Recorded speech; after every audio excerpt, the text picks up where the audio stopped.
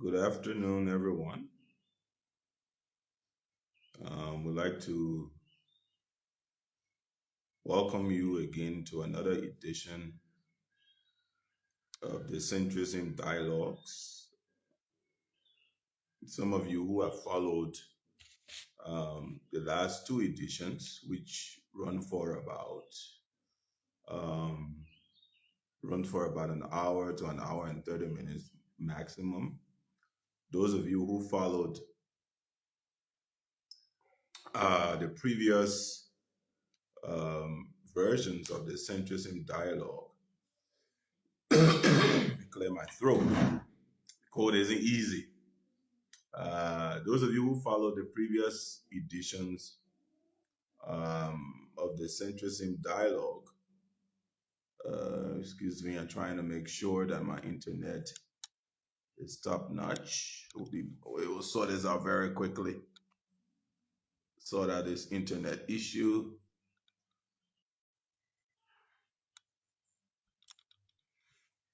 So, as I was saying, again, a pleasant good afternoon to all of you.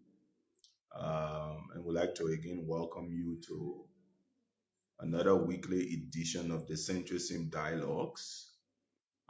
The Centrism Dialogue is basically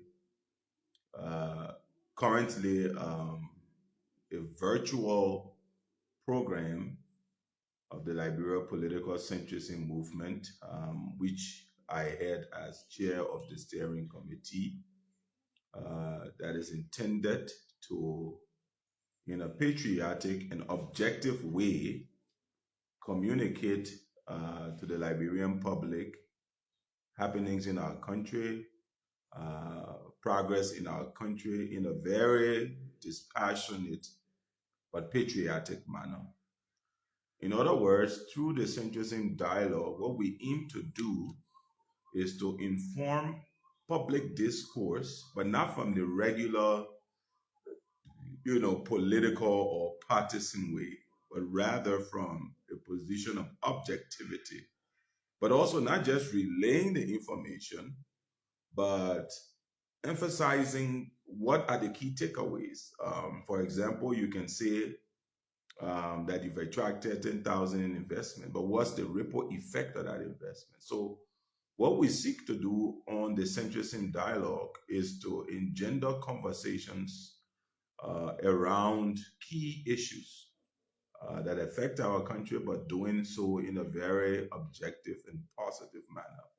So this is the fourth edition. We do it weekly, every Sunday, most often from 2 to 3:30 p.m. But gradually, we're getting there. At some point, we're going to expand the conversation to go beyond just myself, but to bring on other members of the steering committee, which is the highest decision-making body of the centrism movement, and to also bring on members from the secretariat who can speak to things from their own expertise. For example, on the steering committee, we have people who are engineers. They can come on and talk about um, infrastructure, road infrastructure in our country, offer their advice, also offer critique around road infrastructure. There are people who are in the business of, youth development. They can also come in and offer their views on youth development from the movement. And even from the secretariat and the general body, there are quite skilled and capable people in the movement who, over time, will begin to bring on board to share expertise and their experience regarding current happenings in our country. So, as I indicated, this is another edition of the Centrism Dialogues. And I'm here, Kanio Bai Gbala, again to hopefully inform and the conversations around development and governance in our country. Today, we're going to be looking at, if time permits, quite a few things that have transpired over the last week. As you know, during this program of the dialogue, we tend to focus on, emerging happenings, things that are current within the government, within the governance space, amongst others. So this week, quite a lot has happened. Number one, we had you know, a diplomatic coup, if you ask up. And in this case, coup, I don't mean the military coup, but a coup also means like a major win when you engage, in certain processes. So when you have a major scoop or coup, it indicates that you've achieved something uh, emphatic and serious. And so we've had the major coup diplomatically, where Liberians now qualify for receiving the 3-year visa. So we can talk a little bit about that. We won't spend a lot of time looking at it, but just a little bit about that and the implication. Because again, we're seeing people saying that this isn't anything. It doesn't mean anything. And I saw somebody say that what can the extension of a visa do for our country is nothing. That kind of diffident way of engaging with stuff. So we'll talk a bit about the visa issue, not too long, but to emphasize its importance and how important it is. But beyond that, also just to again point out that Madam Baslow, Sarah Baslow, who heads our Ministry of Foreign Affairs, is continues to do an exceptional job of marketing Liberia on the international scene. And this is something that is so very key for a poor country like ours that's in the process of, trying to experience partnerships, trying to source our partnerships. This is so very key. The next thing we'll look at is the president's meeting in France. What are the key takeaways? Again, I've been scouring, looking over social media, and I see a lot of people saying, okay, the president is coming back and he's bringing nothing. That's the disposition of some people. The president's coming back. What is the essence of the trip and what does he bring back? And they claim he's bringing back nothing. Is that really true? Is he really coming back empty handed? I don't think so. So we'll also talk about that. Then we'll look at a couple of major steps the president took quite recently. He just canceled a particular deal or concession that was operating at the Liberia Telecommunications Authority, worth millions and millions of dollars. He just canceled that. What are the implications for that? Very briefly, we'll talk about it as well. And then we will close by me offering some commentary on my most recent article that I, just put out, that sought to examine uh, the issues raised by, former Speaker Councillor J. Fonati Kofa regarding the Oranto deal.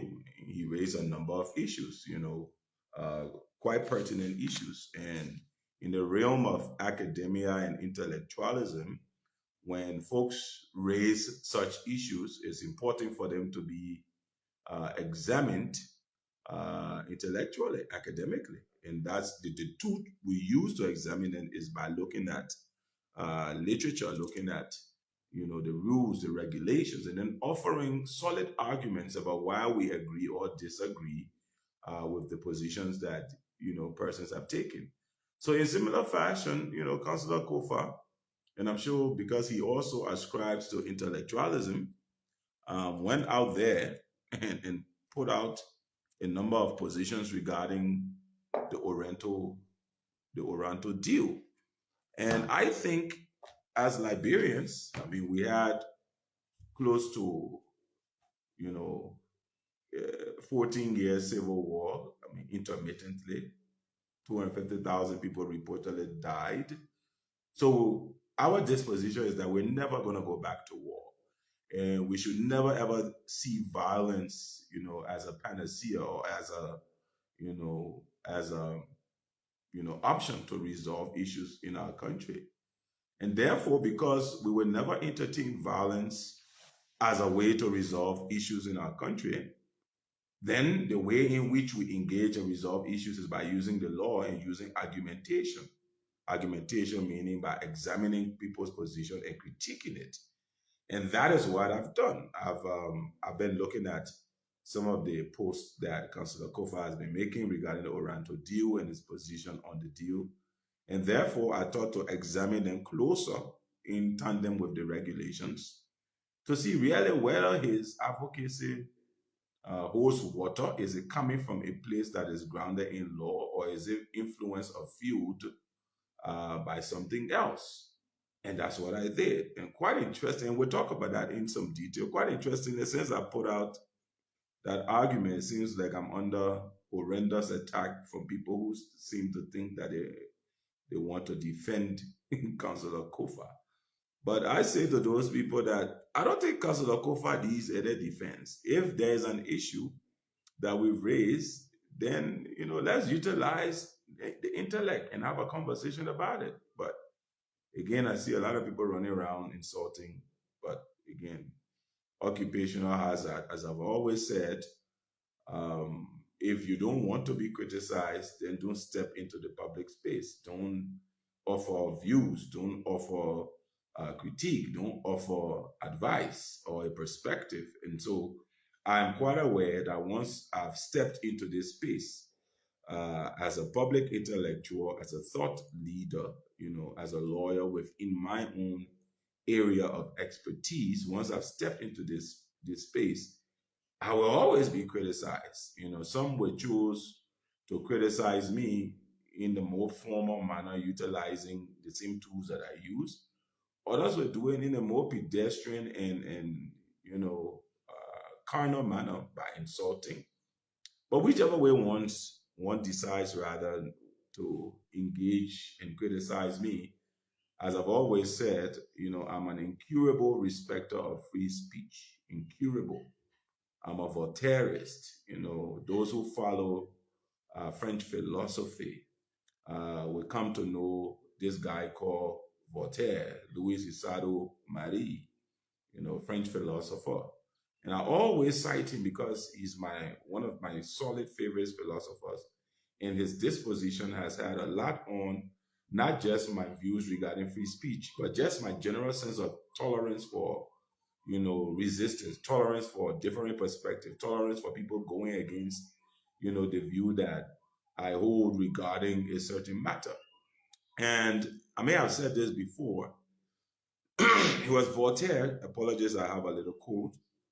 It was Voltaire who came up with the saying that I may disagree with what you say, but I will defend to my death your right to say it. And essentially what Voltaire argues is that, look, we all of us can never hold the same views. There will always be different perspectives. As long as there is a country called Liberia, opinions are like noses. Everyone has one, and there will be a multiplicity of opinions within the public square, or the town square, the intellectual town square, as we say.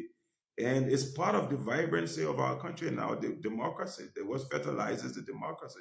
So I welcome that, the critique. And because I also offer quite vigorous critique myself. So I will always come on observation, and I'm not adverse to it. Neither am I disturbed by it. I welcome it. I would rather that it was of a caliber that we could engage in order to extract points of learning. But sometimes it's just about, elementary man course. But that's also part of the free speech that we all want to have, so that, our country, can move forward. And that's where we are. So anyways, like I said today, what are we going to look at within on this interesting dialogues today from, for the next 1 hour to 1 hour, 30 minutes?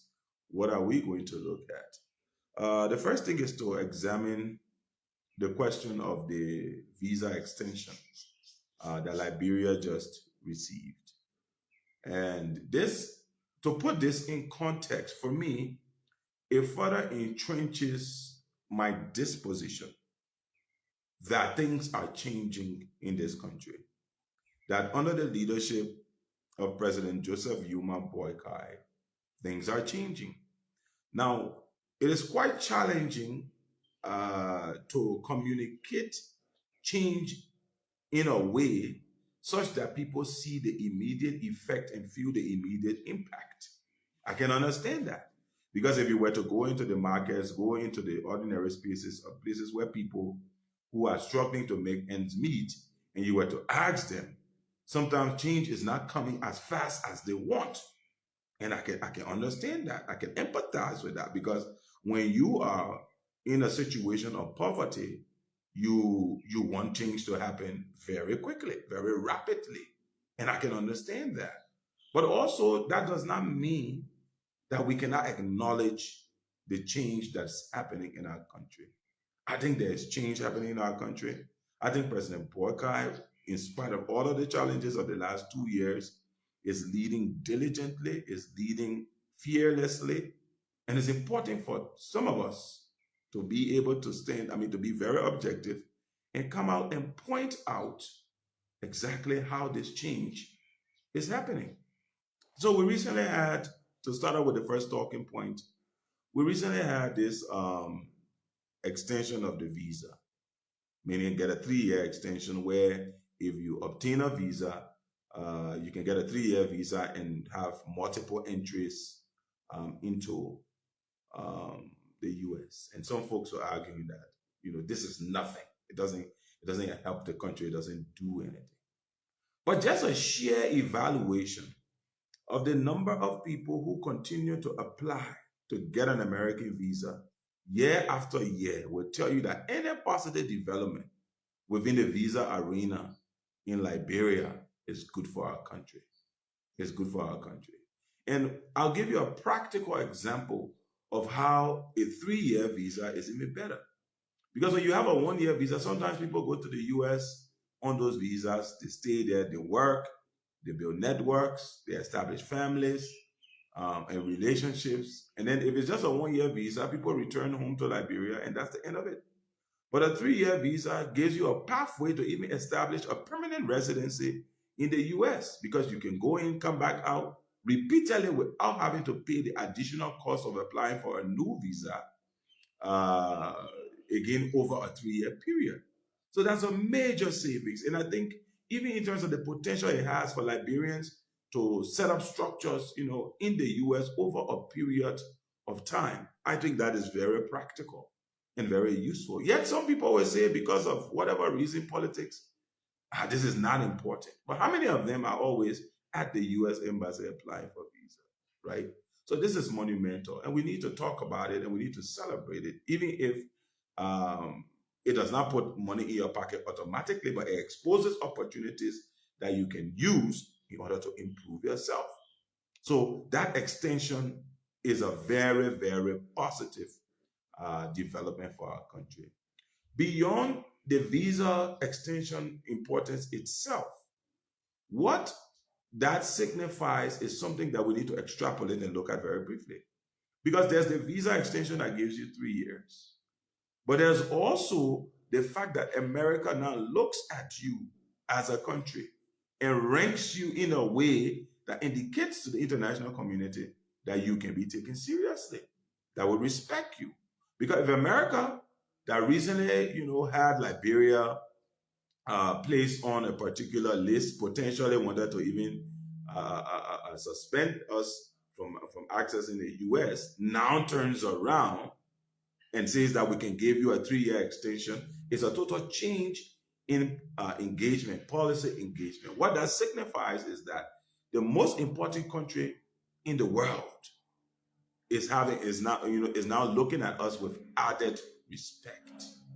So it is very positive in this manner. People should not discount it and say it's not important. And when you look at how the relationship has soured, over the last few years with the US, and then to have this, you clearly know that this is important and this is good for our country. So people now going to the US, you get that 3-year extension. You can come in, go out, you can establish residency, and you can build a life. We all know the mammoth opportunities that the US offers to Liberians, to anybody in the world who's seeking opportunities. So an extension of 3 years cannot be said to be nothing. Hey, my people. Sometimes, we want to do this politics and we want everything to be bad. But if you want your politics to be respectable, then even when you criticize, it's important for you to acknowledge when something positive has happened or has changed. And this visa extension is actually positive. Now, that's different from visa eligibility. And that is something I think Liberians will all need to start to have a conversation about. Because we always say, look, going to another man's home is not a right, it's a privilege. We go to get a visa because we want to access the US. The US is not our home. Therefore, for us to gain admission, the United States and other countries, we also do the same thing. We have our embassies abroad, we grant visas as well. They set up criteria that you must meet in order to access the US. For example, one of the presumptions, that the US has published on their website is very clear. For that, when anyone applies for a visa, that person is viewed as a potential immigrant, meaning they look at you as if you're not going to return home. So how do you overcome that presumption of being an immigrant to the US? They state 2 or 3 grounds. They say, 1, you must demonstrate solid social and economic ties to your country. What does that mean? They think that you should be in a position where you have a strong link to your country, that it overrides the presumption that you may want to go and run away. Secondly, they look at the validity of the statements and the reasons that you give for going there. Why are you going there? It's like you come into someone's house, there has to be a basis for going there. And it's not a right, it's a privilege. So Liberians also, as you seek to move to the US, analyze the process upon which you're applying. Make sure your storyline is true and is verifiable. And be honest and just go there and say the truth. And at the end of the day, you may get the visa or you may not. But again, realize that it is not a right. But that is not to say that eventually those who are going to get those visas from today, it is not a positive thing. And I challenge you, if we went tomorrow up Mamba Point to look at that embassy, you see another long line of Liberians applying. And some of those Liberians are going to get visas. And some of those Liberians who get visas will get it for 3 years. Thereby meaning they don't have to pay additional $180 every time they seek to go to the US. That is progress.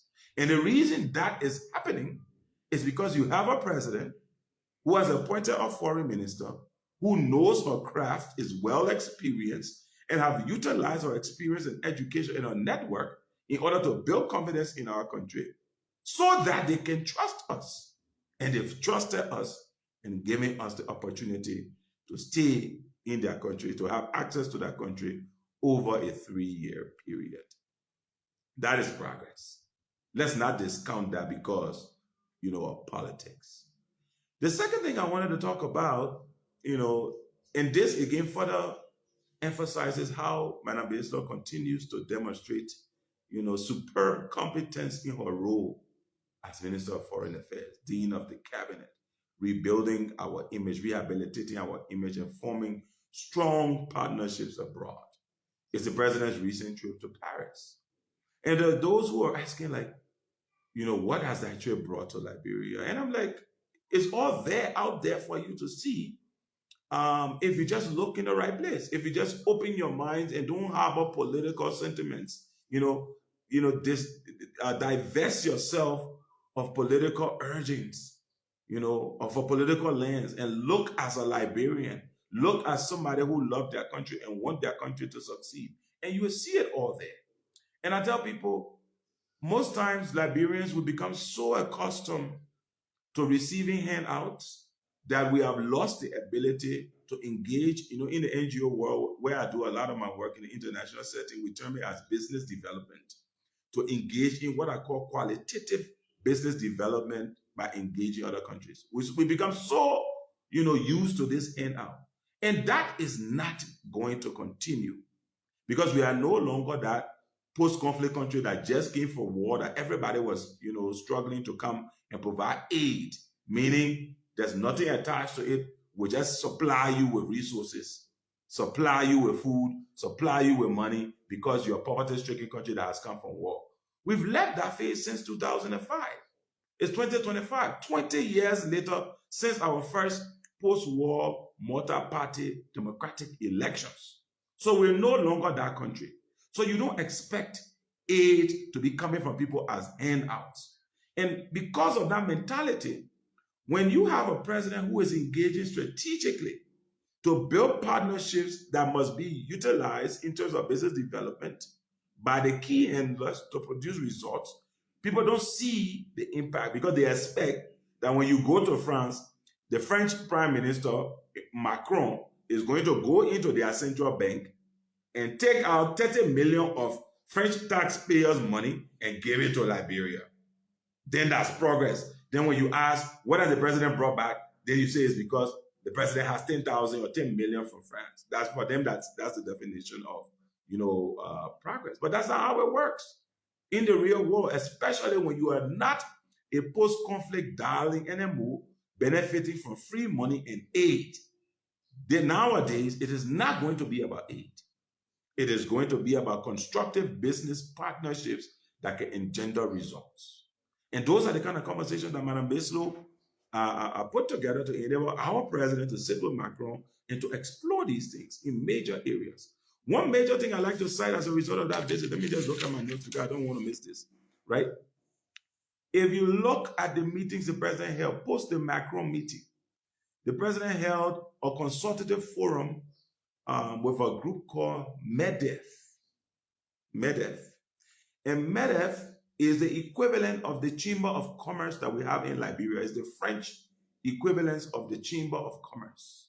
MEDEF pulls together about, 750,000 companies operating in France in areas of IT, logistics, infrastructure, you name it.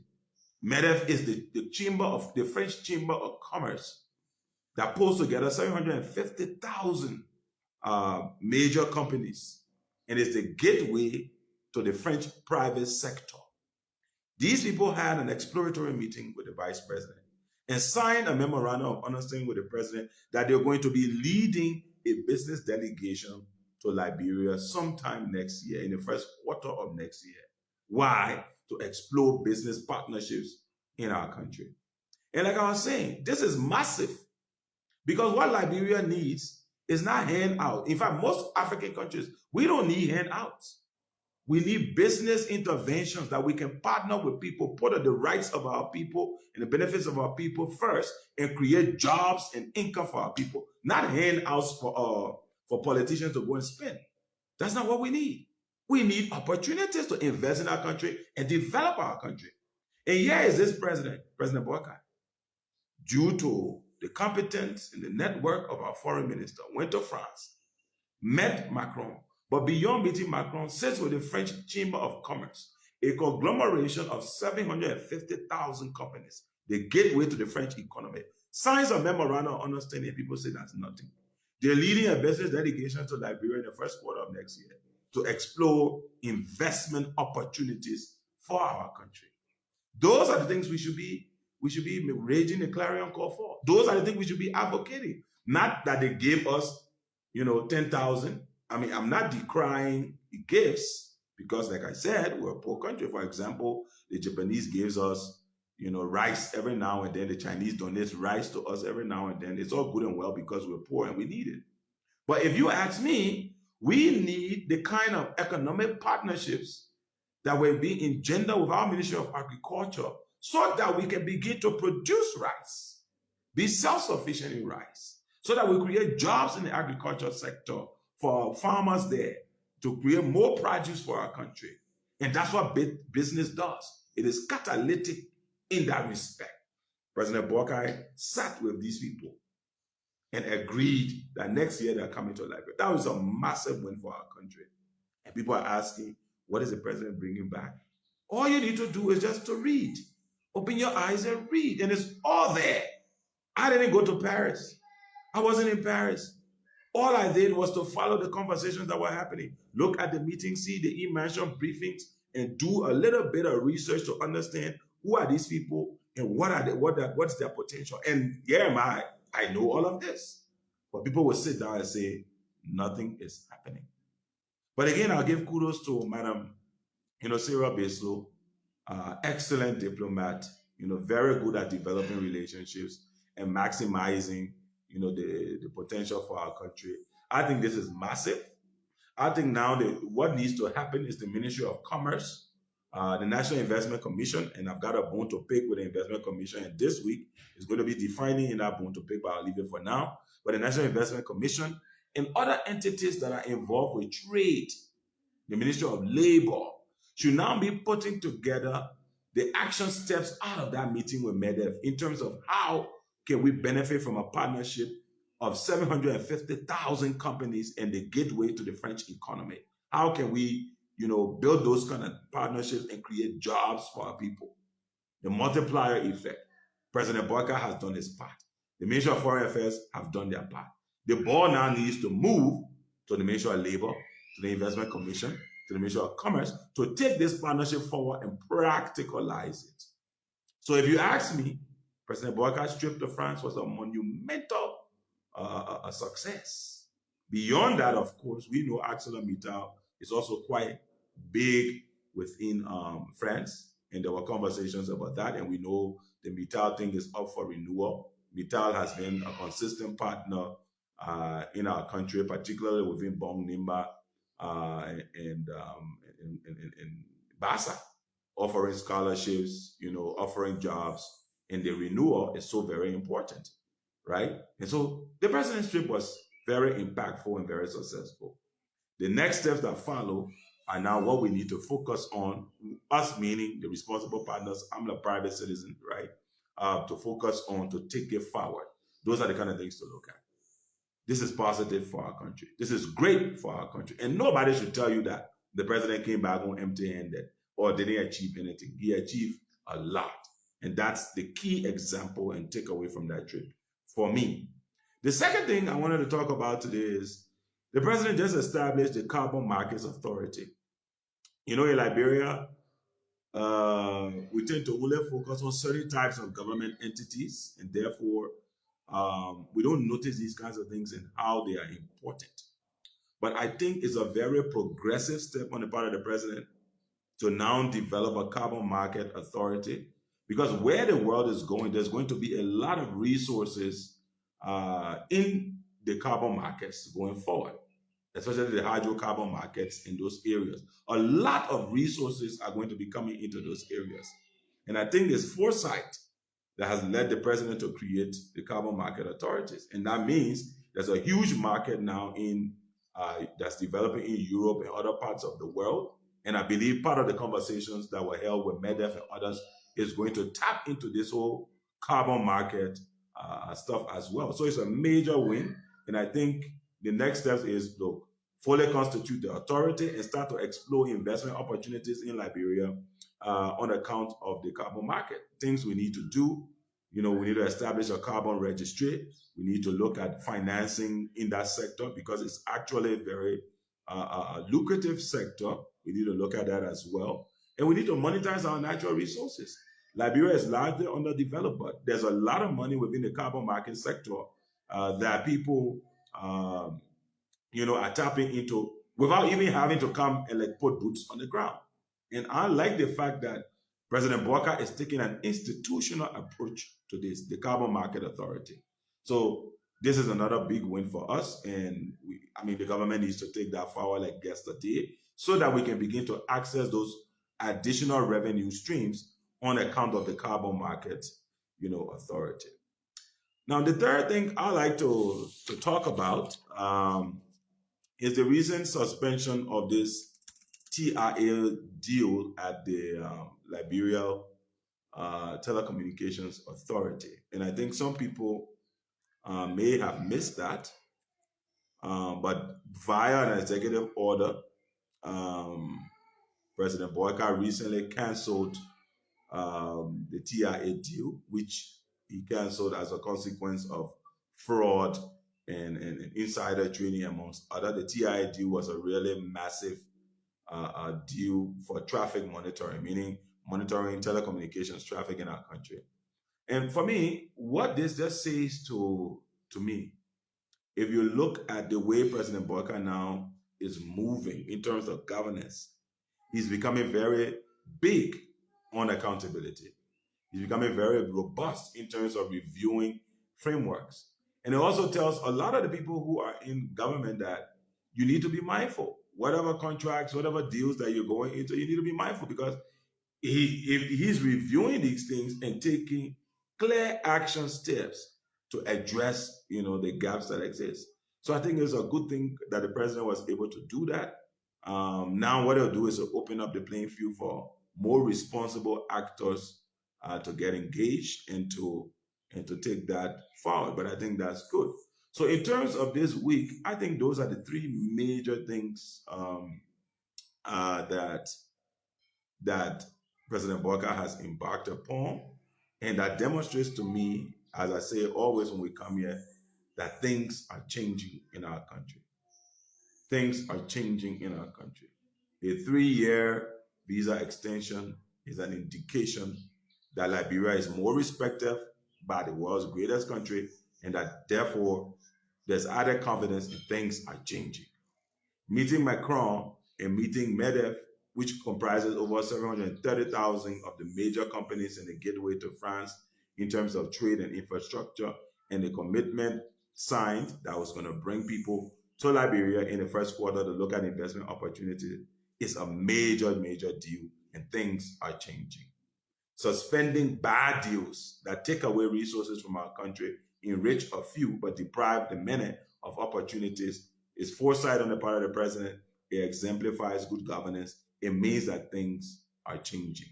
And I think we need to celebrate all of these things. Now, I would like to come to wrap up this conversation around what I consider now to be the crux of our dialogue today. As I indicated earlier, I've been following Councillor J. Fonati Kofa, particularly not as in like following him for anything else, but following in terms of his critique around the Oranto deal.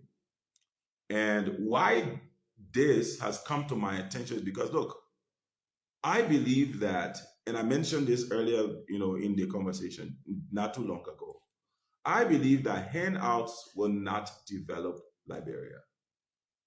I believe that aid will not develop Liberia. Am I saying no, we don't take aid and we don't accept gratuity from kind countries that want to help us? No, that's not what I'm saying. I think we can access that. But the transformation that we seek as a country will not come through aid, freebies, free things. It will come through decisive leadership that engenders investment that can produce jobs and create industries that our people can specialize to change our country. It all comes down to the economics. Changing the country means attracting investment, creating value addition in your country around commodities, and capacitating your citizens and improving the lives of your citizens. That's how we can do it.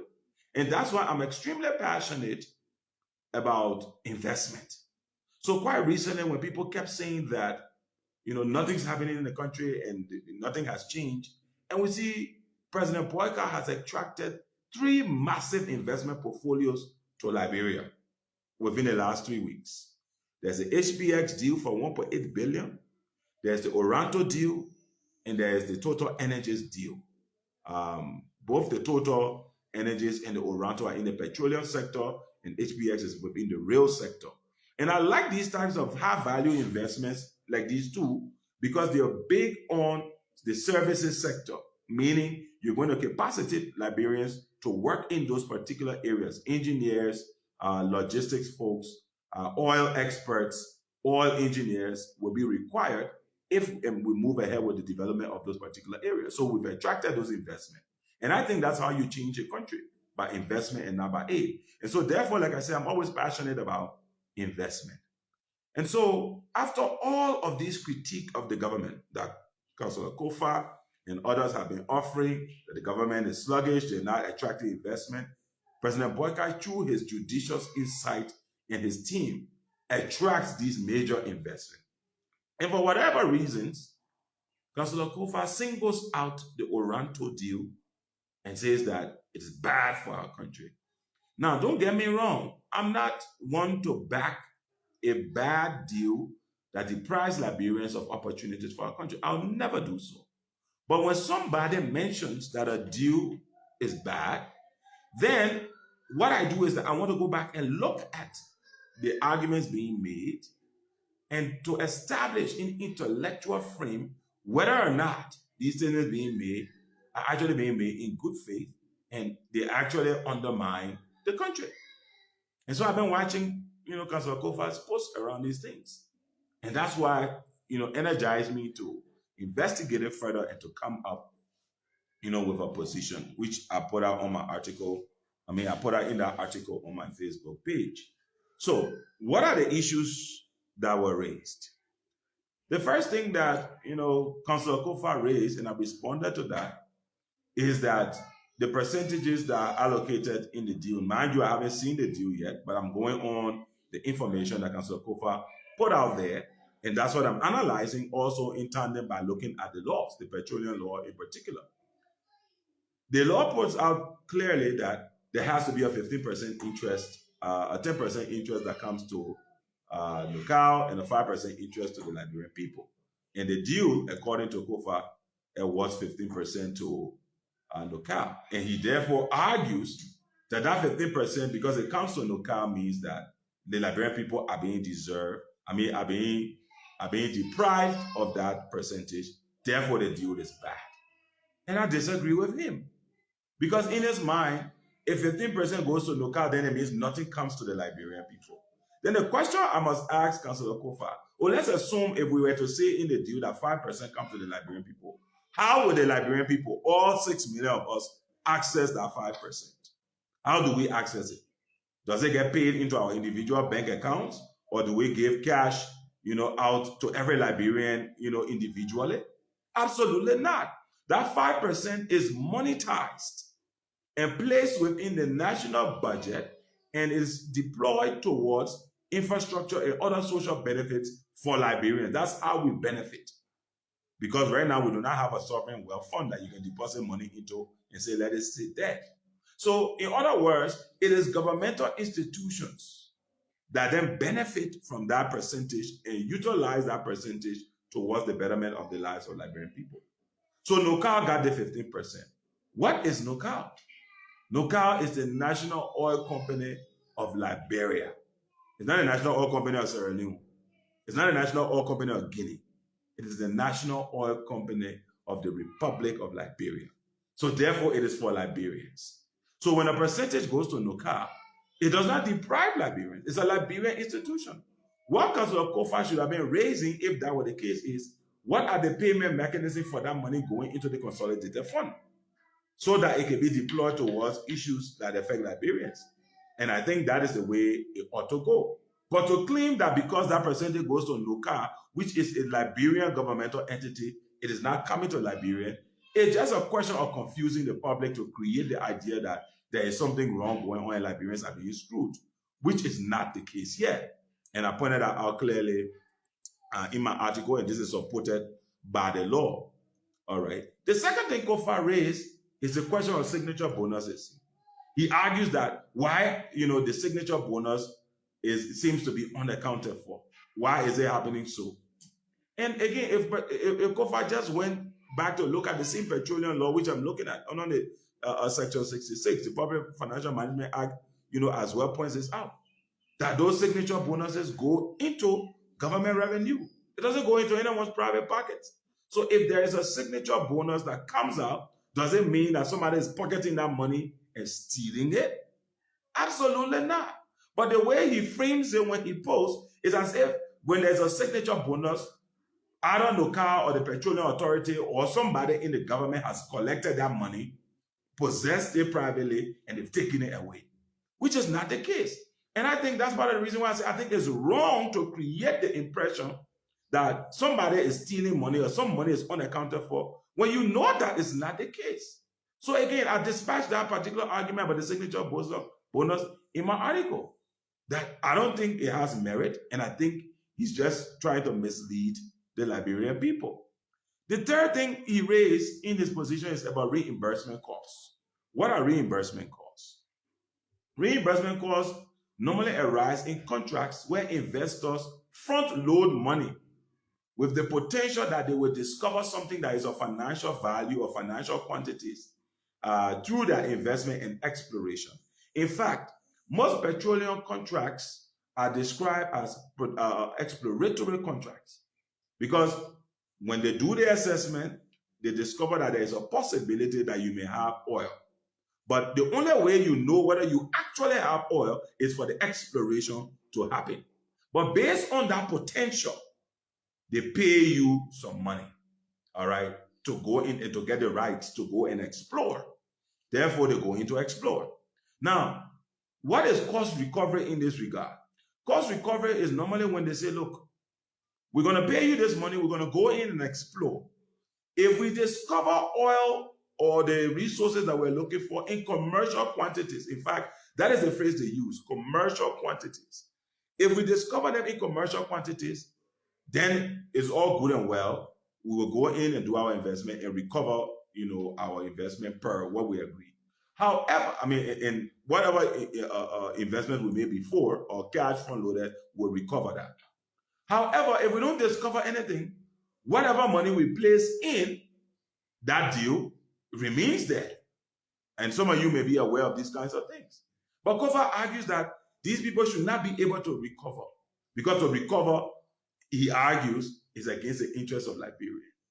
And this is something that is standard within the petroleum industry around cost recovery. Go and check it out anywhere. Do all of your research. When people are exploring or prospecting for oil, there is no 100% certainty that you will find oil in commercial quantities. Because discovering that there is oil is one thing. Because there may be oil, but it has to be of the right commercial quantities in order for it to be economically viable. So companies invest their money, go into the deep waters, they drill until they can discover oil and see whether it exists there. Now, when it does exist, what they front load, into this hypothetical situation is what they take out when there is a commercial discovery in commercial quantities. That's what they do. But if they don't discover oil and there's no oil in commercial quantities, guess what? Every dime that they invested before, including the signature bonus, all other forms of investment in hiring people, setting up an office to go and prospect, the drilling, everything goes away, meaning they don't recover on that cost. And this is standard. So why would the learned Councillor Kofa deliberately mislead the public to see cost recovery as if it is handing out free money to the investors? I think that's wrong. I don't think we should do so. And that's why I stated very clearly that this is a common practice within the sector because of the possibility or the probability that oil may not be discovered. And I handled that issue. What is the next thing he said? He cited the idea of Ghana receiving 20 million as a signature bonus, while Liberia is only getting, I think, about 1 or 2 million. I'm not sure on the figure, but far less than Ghana. Amen. The thing is so simple that if anyone just were to look at a set of facts dispassionately, not with a political motive, you will see that this comparison is actually crazy. Ghana received a 20 million bonus from a company because they've already have an established oil sector. They've already made a determination that they have oil in commercial quantities. Their own access to oil is expensive, far larger than Liberia. And therefore, people who are coming to invest in the sector already know it is documented that there is oil and it's in this quantity. And again, as you know, Ghana is far larger than Liberia. Therefore, they pay 20 million. However, Liberia that is untested in the oil environment, we have not even discovered oil in commercial quantities. This is merely exploration. We don't know. Secondly, your country faces a number of binding constraints. Electricity production, low. So people coming in will have to deal with that. Access to skilled labor, low. They will have to attract all of that, right? And they gave you a signing bonus that reflects the complexity associated with your environment. But instead of putting that in context, Councillor Gov't does not do that. He just takes the Ghanaian example, 20 million, takes the Liberian example, 1 million. Therefore, somebody is stealing. But it's wrong and disingenuous. Because what it does is that it creates in the mind of the public as if to say somebody is either stealing or not exercising a fiduciary responsibility properly. When in reality, you cannot compare Ghana to Liberia because the situations are different. But that's the argument that he peddles to the public in order to gain, to appear as if he's really in the interest of seeking Liberian benefits, which is just, underhanded, and we shouldn't do so. The other point that then we need to look at as a culmination of all of this is what it says to us when you have Councillor Kofa making comparisons that are clearly not analogous because of the differences that they possess, meaning the Ghana-Liberia comparison, clearly not analogous. Therefore, you shouldn't be comparing them. You should compare things that are in similar categories, similar socioeconomic outlook, similar challenges. Ghana may not be the US, but Ghana, in terms of its development infrastructure, is ahead of Liberia. Maybe if you are comparing with Sierra Leone, I would say there may be a conversation to be had. Without looking at the intrinsic differences, if you make these comparisons, what it then says to any objective observer is that it is intended to mislead and incite the public. When you argue that signature bonuses that people pay cannot be recovered in the future, when you know that in the sector this is a standard practice, because folks are investing and hoping that they discover commercial quantities. But if they don't get their investment back. They lose it. This is standard. But when you put that out as if to say somebody's trying to steal, then you know that it's underhanded and it's political. When you argue that percentages in this contract going to local means depriving the Liberian people, when you know that local is a Liberian government entity and holds these shares technically, excuse me, in escrow for Liberian people, but you create this scenario as if to say local is taking it away from the Liberian people, then it shows that you are underhanded. And those are the issues that are raised. And all of these are supported by law and supported by the right examples. Now, what I went beyond now, if you put out these kinds of arguments that are patently flawed and influenced not by facts, but by political alignment, then it leads me to now want to examine what your motive is. But beyond examining your motive, but to examine your own stewardship.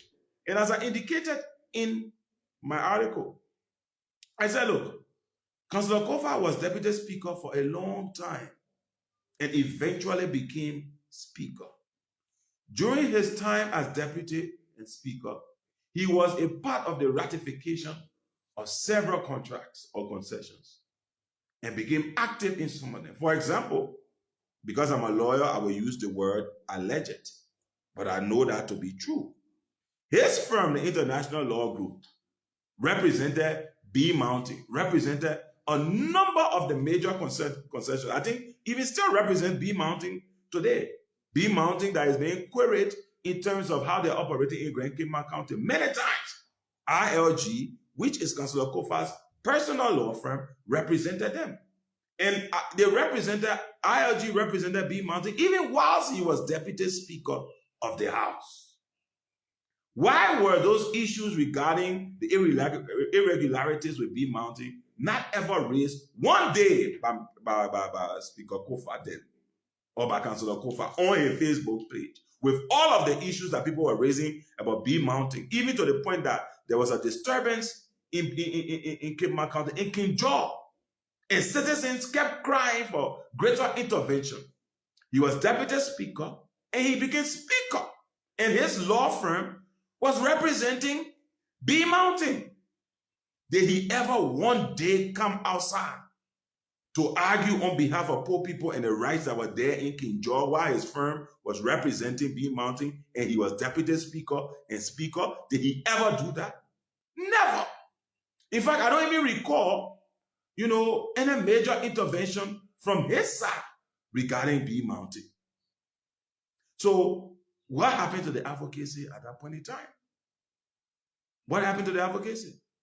Or is it now that you are not Speaker, now that you are not Deputy Speaker, now that you are a mayor representative and you are now in the opposition, that's when now you see something is wrong with Oranto? I think we shouldn't operate like that. They say he who comes for equity must come with clean hands. If you want to be critical, which I encourage, and that's the point that I conclude on in my opinion piece. I argue that my position is not that Oranto should not be scrutinized so that, we get the best for the Liberian people. That's not my argument.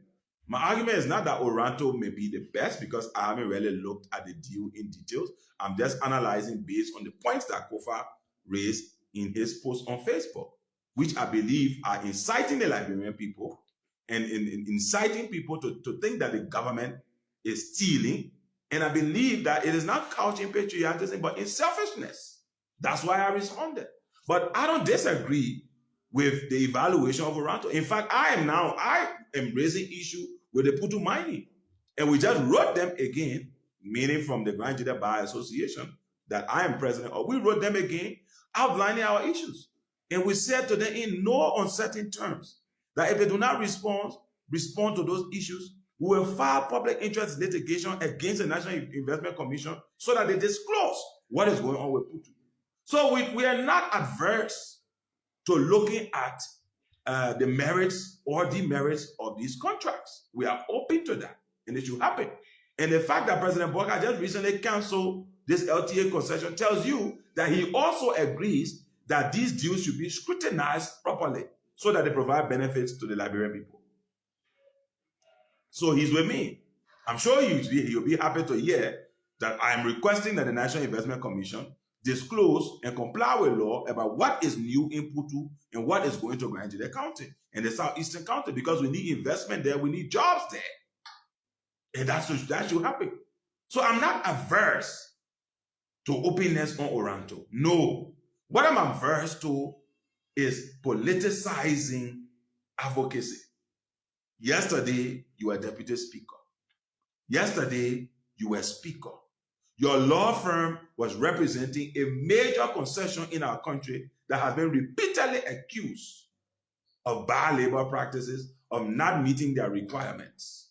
Why you serve as deputy speaker for almost 6 years? Your personal law firm represented these people. I want to believe that there may have been issues raised against these people, and it was your firm that represented them against the interests of ordinary Liberians. Why didn't you then raise them when you were deputy speaker and speaker? Why? You never said a word. Never said a word. But it is today you want to mislead people as if to say something is fishy with Oranto. No. And the issues you cite as being fishy or that may be an issue are non-issues because I've examined them. And my article clearly deals with them. So if there are any other issues, by all means, my disposition is that let us correct them.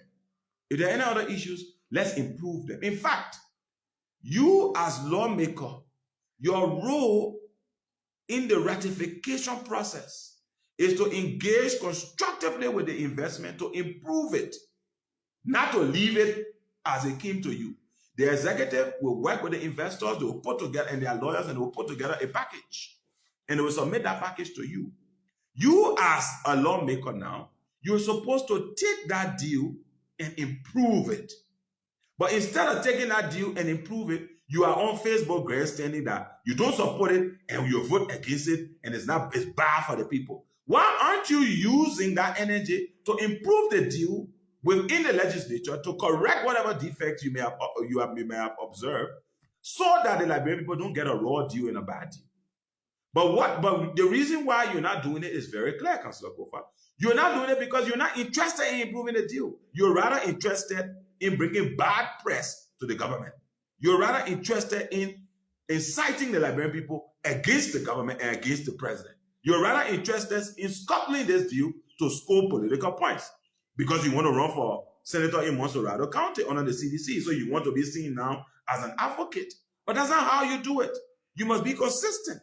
So if you think beyond these simple, these pointless issues you raise, that something is wrong with Oranto, then as a lawmaker, you should go back to Parliament and ensure that it is corrected and improved so that the final deal that comes out for Oranto better reflects the aspiration of Liberian people.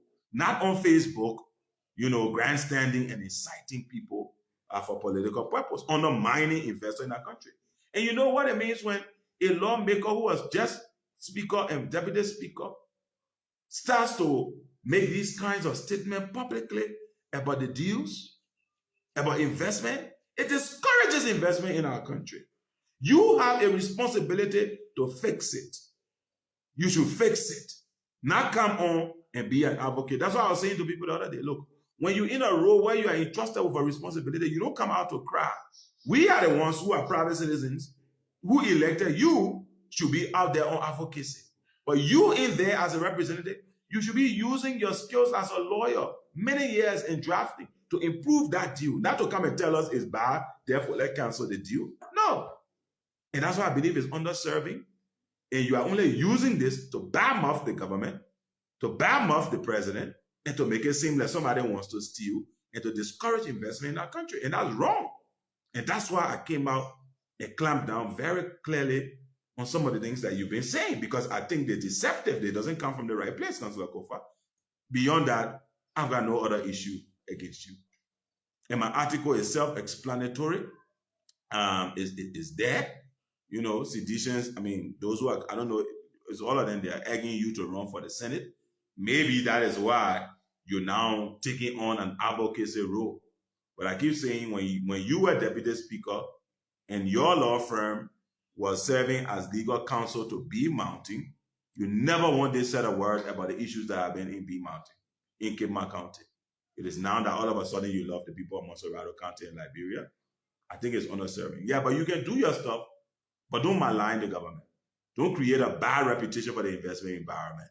Don't make it difficult for investors to take us seriously when the president is struggling to attract investment.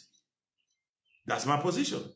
Now, I will close on my last point. That's enough on the COFA commentary. You know, I just wanted to put it out there where we come from, and that those of us who support the president and the government and want to see investment in our country and want to see this country move forward, irrespective of political alliances, we will not sit down when we see clear attempts to derail that process.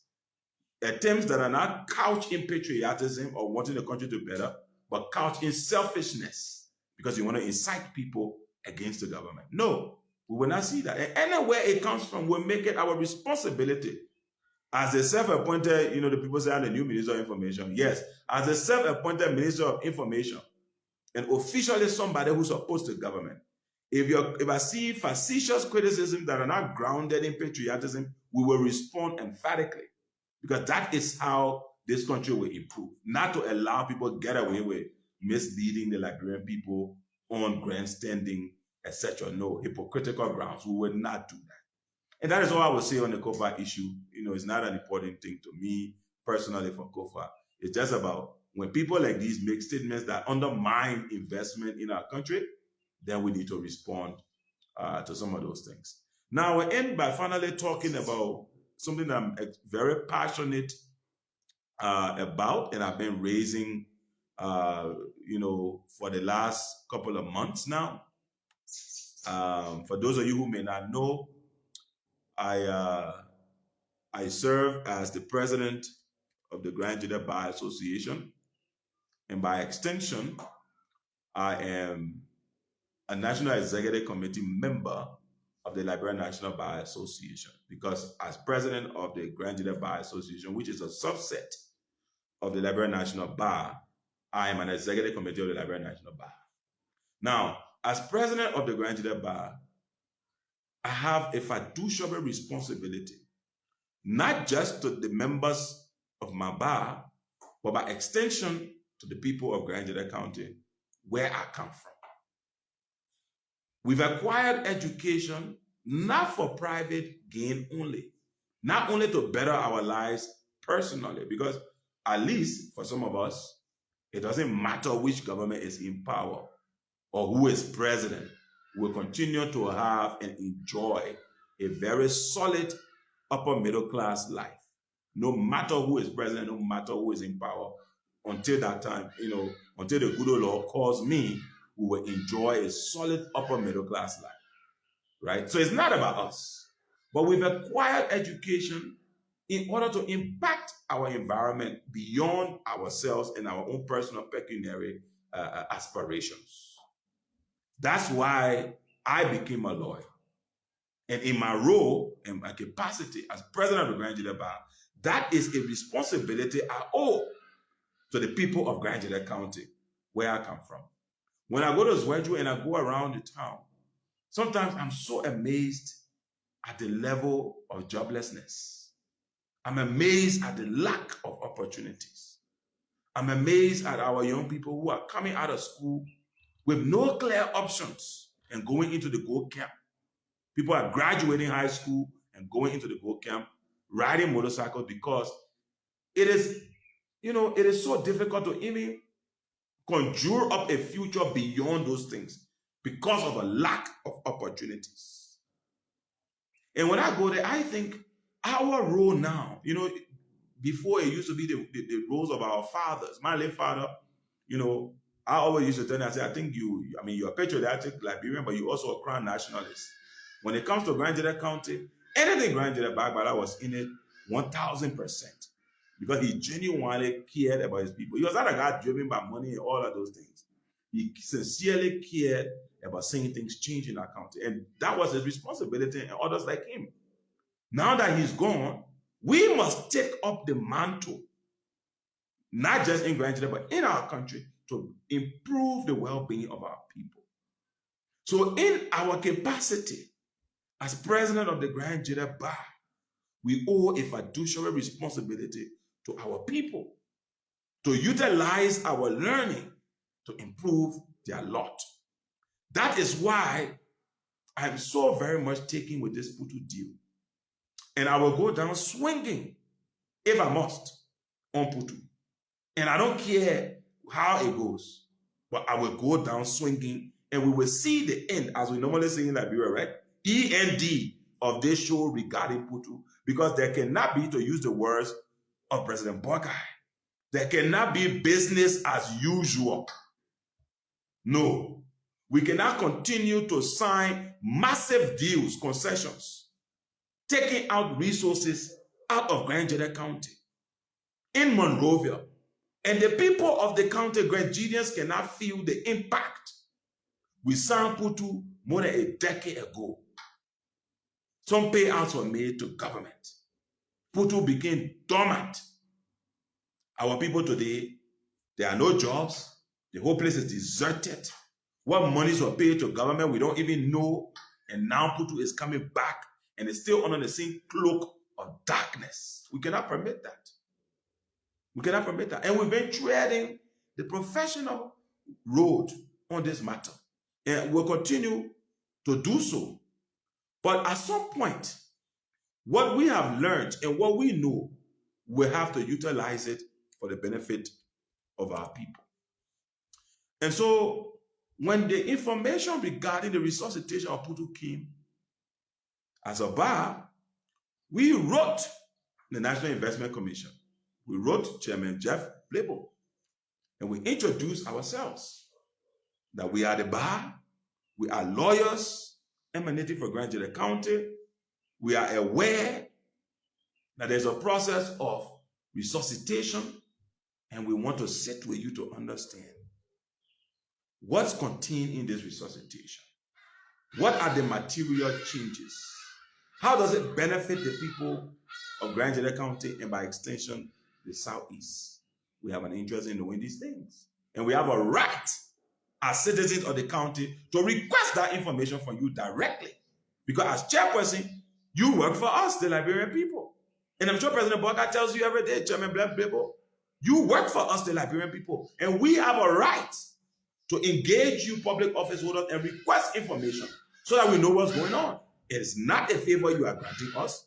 It is the performance of your role as a public servant. We wrote, we requested a meeting.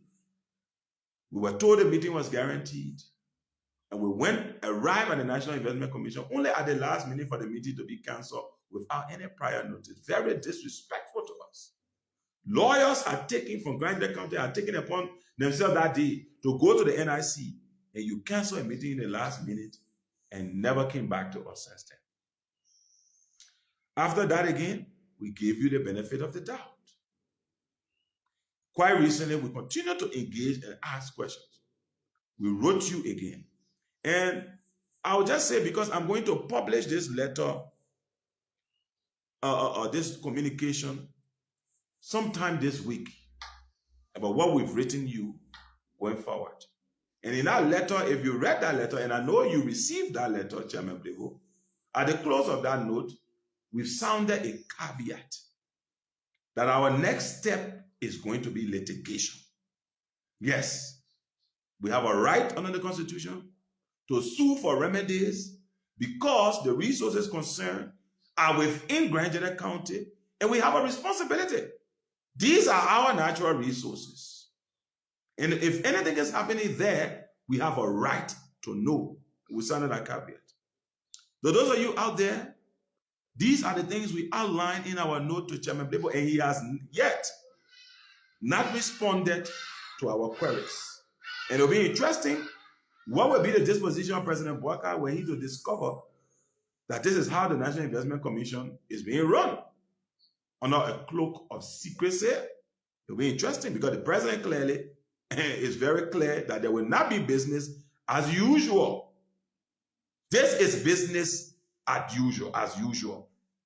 All right? Every time we tend to blame the president for everything, but sometimes, look, we must go beyond blaming the president, and we must hold people specifically appointed to execute accountable for their actions. And in this instance, yes, the chairperson of the National Investment Commission should be held accountable. Not President Boakai, because he's entrusted. He's learned. He knows the law. He knows the regulations. But if you refuse to comply, then you are deliberately undermining the mandate of President Boakai. And we'll bring it to his attention. And we'll use the democratic tools available to us to compare compliance. We're going to do that. Number one in that letter was about 7-8 counts we raised with you, the National Investment Commission. One, we asked you as to the legal and regulatory compliance of this renegotiation. All right?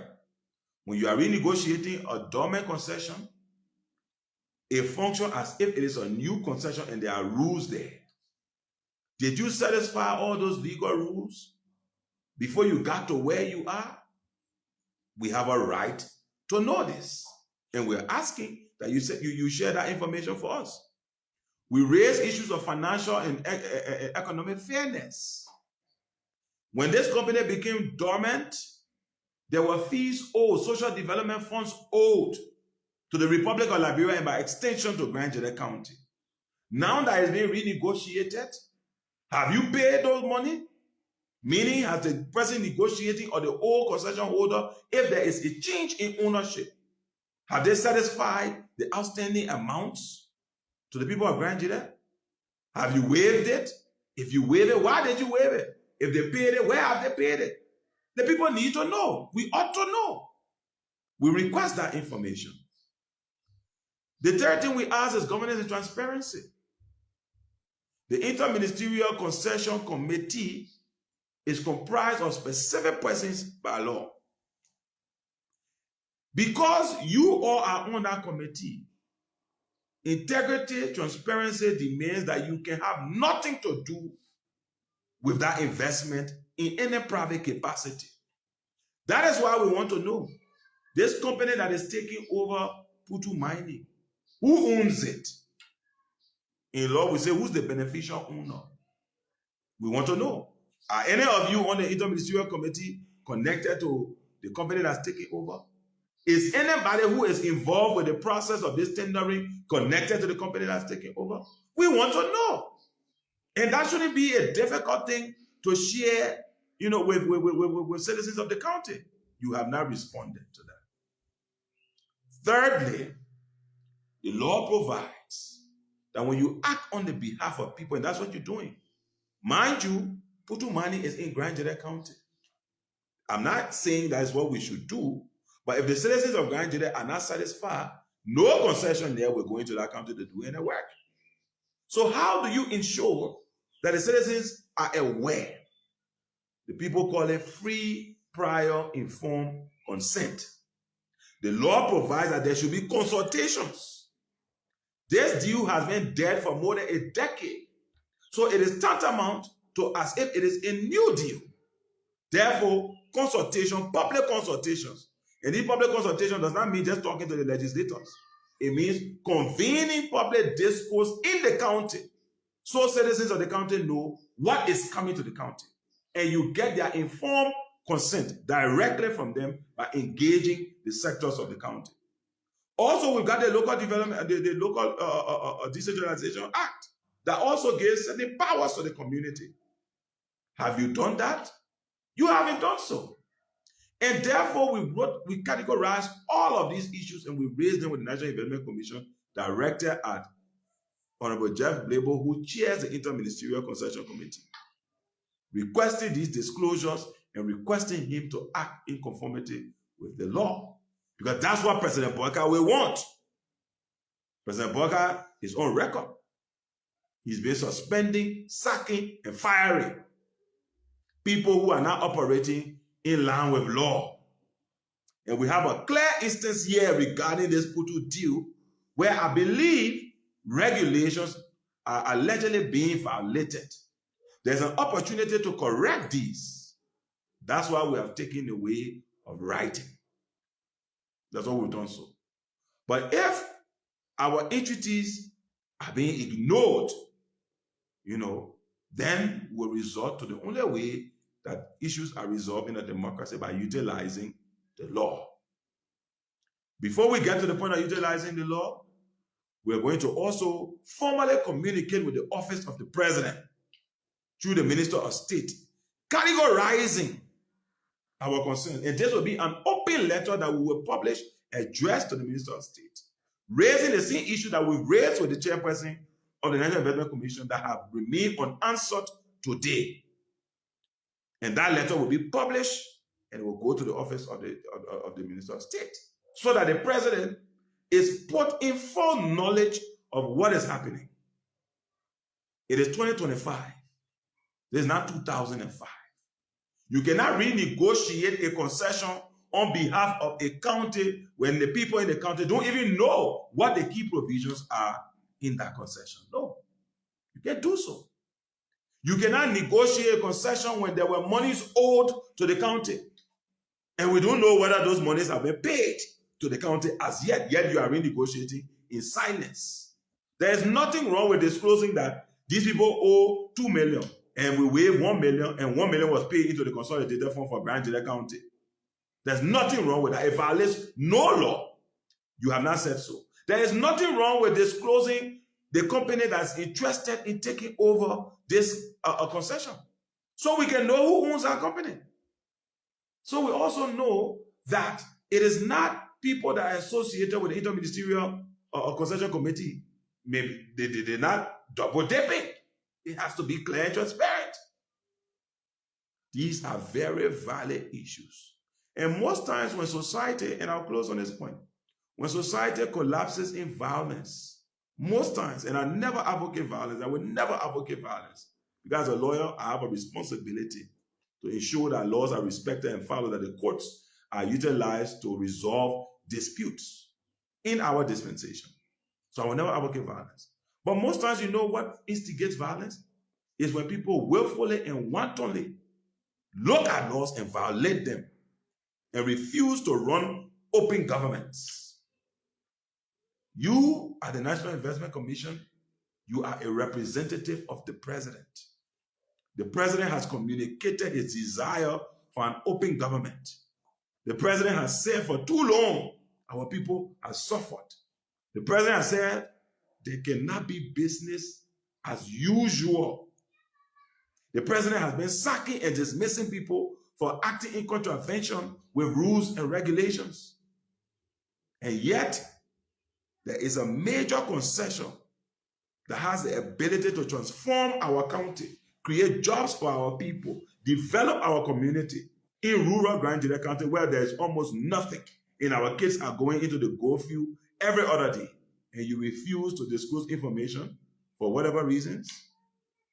Our next step, and we're making this very public, our next step is we're going to officially write the Minister of State an open letter, so that letter will come to the attention of the president. We'll ensure that it gets to the president's attention. We will ensure it gets to his attention. And he will see the issues that we have raised in that letter that are very germane and important issues that should be addressed in an open manner. And after that, we then utilize the courts to get the redress that we want, because the law provides for that. We utilize the courts if we don't get it. But I know we may not get to that point, because knowing what I've seen President Boakai do over the last 6 months to 1 year, we're not going to get to that point.